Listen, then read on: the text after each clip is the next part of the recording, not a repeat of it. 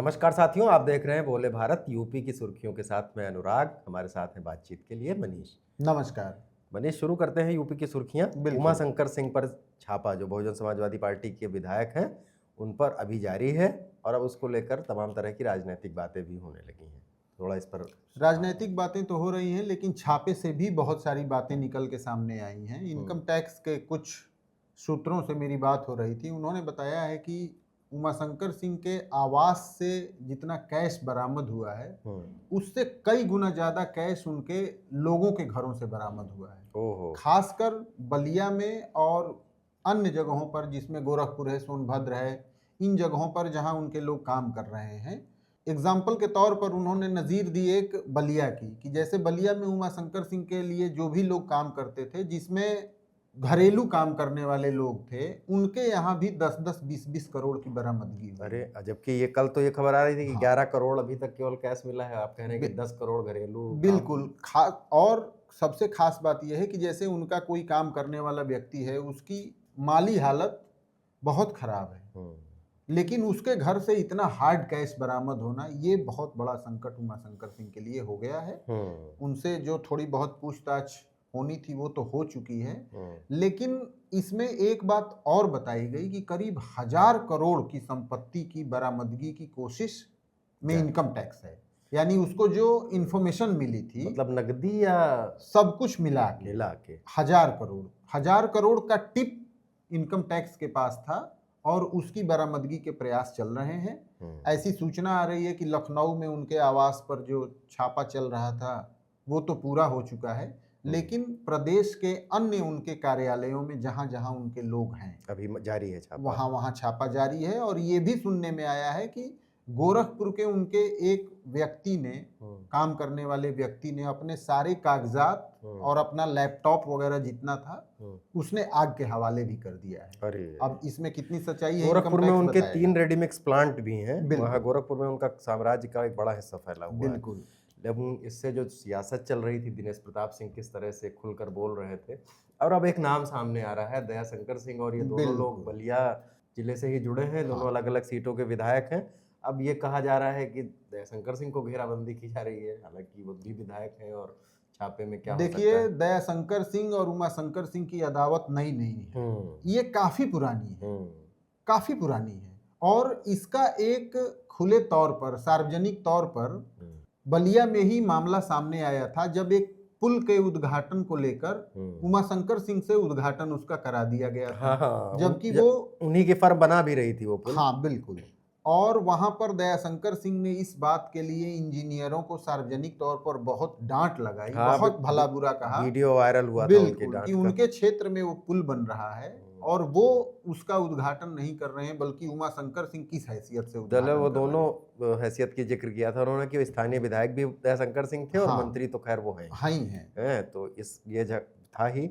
और इसमें जो लखनऊ दिल्ली वाली रिफ्ट वाली बात आजकल चल ही रही है। हाँ, वो उस अब दयाशंकर सिंह से उनकी अदावत की बात तो आ रही है, लेकिन लोग जो इसकी चर्चा कर रहे हैं वो इस वजह से चर्चा कर रहे हैं, एक सवाल के साथ, कि क्या दयाशंकर ने टिप किया इनकम टैक्स को उमाशंकर सिंह पे छापेमारी के लिए और उनकी प्रॉपर्टी की डिटेल देने के लिए? तो ये एक बड़ी बात है। कहाँ ठाकुरों की गोलबंदी की बात चल रही थी, वो मीटिंग कर रहे थे, मतलब यहाँ तो लड़ाई दिख रही है। ठाकुर बनाम ब्राह्मण की बात चल रही थी, यहाँ ठाकुर बनाम ठाकुर ही शुरू हो गया। चलिए अगली खबर पर आते हैं। शंकराचार्य मसला है, आज उस पर हाईकोर्ट पर जो उन्होंने अग्रिम गिरफ्तारी के लिए याचिका दाखिल कर रखी थी, गिरफ्तारी पर स्टे के लिए, उस पर आज सुनवाई होगी। बाकी इस पर जो चल ही रहे हैं अभी खबरें, पुलिस ने तो नहीं पुष्ट किया है, लेकिन कहा जा रहा है कि जिन बटुकों का मेडिकल कराया गया था उसमें पुष्टि हुई है उनके साथ शोषण की या दुष्कर्म की, जिस तरह की एक बंद लिफाफे में वो है वो रिपोर्ट।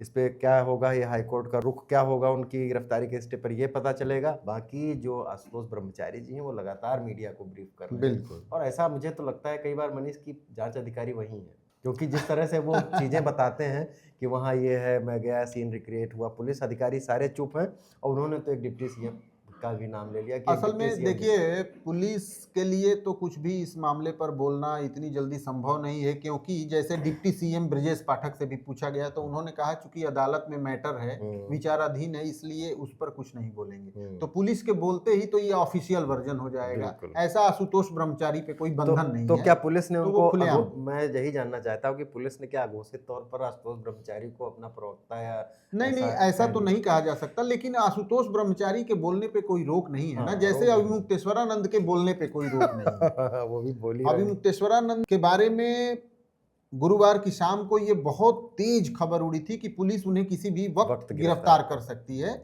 लेकिन ऐसा कुछ देखने को नहीं मिला है।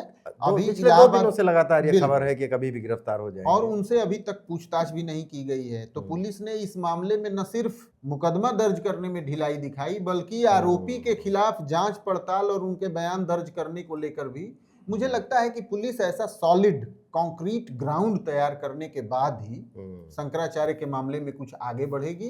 और इलाहाबाद हाईकोर्ट का जो फैसला आएगा एंटीसिपेटरी बेल पर, वो बहुत कुछ निर्भर इस पे करता है। एंटीसिपेटरी बेल क्या, वो मतलब गिरफ्तारी के अगेंस्ट स्टे होगा एक तरह का। हाँ। और उसमें जो, लेकिन मैं जो आपसे ये पूछना चाह रहा था कि आशुतोष ब्रह्मचारी बोल तो कुछ भी सकते हैं, लेकिन उन्होंने ये भी बोला है कि डिप्टी सीएम के इशारे पे धरना किया गया था। और अब तो ये चर्चा भी चल पड़ी है सोशल मीडिया के पे क्या दोनों डिप्टी सीएम के फोन टैप किए जा रहे हैं। तो जो डिप्टी सीएम और ये लखनऊ दिल्ली विवाद है, उस संदर्भ में मैं पूछ रहा था। देखिए, कुल मिला जुला के ये मैटर तो पॉलिटिकल ही है, इसमें तो किसी को शक शुबह है ही नहीं कि ये पॉलिटिकल नहीं है, तो उसी हिसाब से प्ले कर रहे हैं लोग। बाकी तो लीगल एस्पेक्ट जो है ना अनुराग इस मैटर में, वो सेकेंडरी है। नहीं, हाँ, लीगल प्राइमरी पॉलिटिकल, लीगल तो प्रोसेस के हिसाब से चलेगा ही। मैं पॉलिटिकल ही जानना चाह रहा था, यानी पॉलिटिक्स चलती रहेगी आपकी। बिल्कुल चलती। क्रिकेटर रिंकू सिंह के पिता जो बीमार चल रहे थे काफी दिनों से, भर्ती थे नोएडा के अस्पताल में, उनका निधन हो गया है।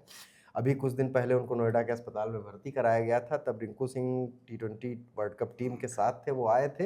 हालांकि जिम्बाब्वे के खिलाफ जब मैच था तो वो वापस चले गए थे। हालांकि वो प्लेइंग 11 का हिस्सा नहीं थे, कल वो सब्स्टिट्यूट फील्डर के तौर पर फील्डिंग करते देखे थे। लेकिन अब उन निधन के बाद उनके पिता का शव अलीगढ़ लाया गया। माना जा रहा है कि रिंकू सिंह भी अलीगढ़ पहुंचने ही वाले हैं। और रिंकू सिंह की मंगेतर जो है वो सांसद हैं मछली शहर की प्रिया सरोज जी, वो उनके पिता के साथ काफ़ी दिन से थी। तो ये नहीं, ये बड़ी दुखद खबर है। और क्या करेंगे, वो रिंकू सिंह के पिताजी को लीवर कैंसर फोर्थ स्टेज में था और काफी दिनों से वो बीमार भी चल रहे थे। अब ये है कि रिंकू सिंह एक बहुत ही आक्रामक बैट्समैन के तौर पर उभरे हैं और लोगों को उनकी बैटिंग देखने का एक मौका T20 वर्ल्ड कप में मिलता, लेकिन वो मिल नहीं पाया। हालांकि कोई रिंकू सिंह विशेष छाप वर्ल्ड कप में इस नहीं छोड़ पाए, क्योंकि दक्षिण अफ्रीका के खिलाफ उन्हें एक अच्छा मौका मिला। नहीं, जिम्बाब्वे के खिलाफ भी वो उपलब्ध तो थे ही, लेकिन वो प्लेइंग 11 का हिस्सा नहीं बनाए गए। उनको संजू सैमसन और अक्षर पटेल को खिला लिया गया। खैर, ये दुखद खबर है, लेकिन अब शायद रिंकू सिंह दोबारा शायद जाए या ना जाए। हाँ, अब उनका मैच खेल पाना मुश्किल लगता है। सीएम योगी सिंगापुर और जापान की यात्रा से लौट आए हैं और वहां उन्होंने हजारों करोड़ के करार किए हैं। हम चर्चा कर ही रहे हैं, कई दिनों से वो गए थे। बिल्कुल। तो सीएम के लौटने के बाद उत्तर प्रदेश का राजनीतिक माहौल जो गर्म ही है। हाँ, तो बिल्कुल गर्म नहीं, तप रहा है। और सीएम ने, हालांकि इससे संबंधित भी कुछ बात कर ली जाए, राजनीति की बात तो होगी, लेकिन सीएम ने कहा है कि 90,000 करोड़ का MOU जापान में हुआ है और 60,000 करोड़ का MOU सिंगापुर, मतलब कुल 1.5 लाख करोड़ के। बिल्कुल। और सबसे बड़ी बात यह है, और ग्रीन एनर्जी की भी बात हुई ही थी। अगर वो उत्तर प्रदेश में आते हैं तो बड़ी बात होगी। बिल्कुल। सेमीकंडक्टर और इन सब चीजों को लेकर काफी बातचीत हुई है। बुलेट ट्रेन की झलक भी सीएम ने देखी है। अब वो लौट आए हैं, तो जाहिर तौर पर अब MOU से संबंधित जो कुछ भी बातें हुई हैं, अब तो अफसरों को फॉलो करना है। और अब सीएम को यूपी की पॉलिटिक्स को फॉलो करना है, जो पिछले 4-5-6 दिनों में रायता फैला हुआ है यूपी में। हाँ, वो जो लौट आए हैं, MOU का कुछ हिस्सा जमीन पर अगर उतरे, डेटा सेंटर या ग्रीन एनर्जी के क्षेत्र में प्रदेश में कुछ काम होगा। सेमीकंडक्टर का आपने जिक्र किया था, उसकी एक यूनिट नोएडा में खुल ही रही है। तो उत्तर प्रदेश में कुछ औद्योगिक भी हो तो अच्छा लगेगा। बिल्कुल।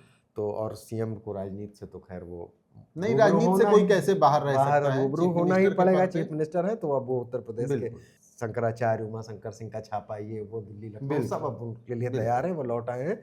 होली आई रही है, होली की तैयारी आप लोगों ने शुरू कर दी है, लेकिन इस बार क्या होली के साथ मिल के कुछ ज्यादा रंगीन होली होगी। कर्मचारियों के लिए 4 दिन की छुट्टी कह रहे लोग कि मिल जाएगी। देखिए 4 दिनों की छुट्टी कुछ कर्मचारियों को, मतलब ज्यादातर कर्मचारियों को 4 दिन की छुट्टी मिलेगी, लेकिन अन्य कर्मचारी हैं उनको 5 दिन की छुट्टी है अनुराग, यदि आप जोड़े तो। देखिए सीएम योगी आदित्यनाथ ने 2, 3 और 4 इसकी छुट्टी कर दी होली की, 3 दिनों की।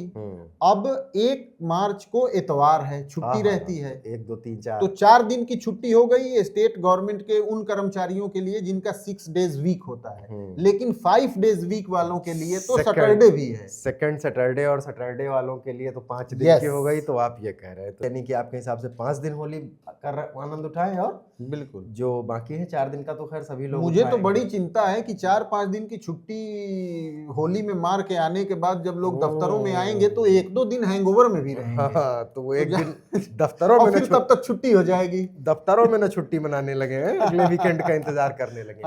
चलिए तो फिर होली की तैयारियां सब लोग शुरू करें, छुट्टियां हैं इस बार पर्याप्त। यूपी की सुर्खियां आज यहीं तक, कल फिर नई सुर्खियों के साथ आपसे मुलाकात होगी। देखते रहिए बोले भारत। धन्यवाद, नमस्कार। नमस्कार।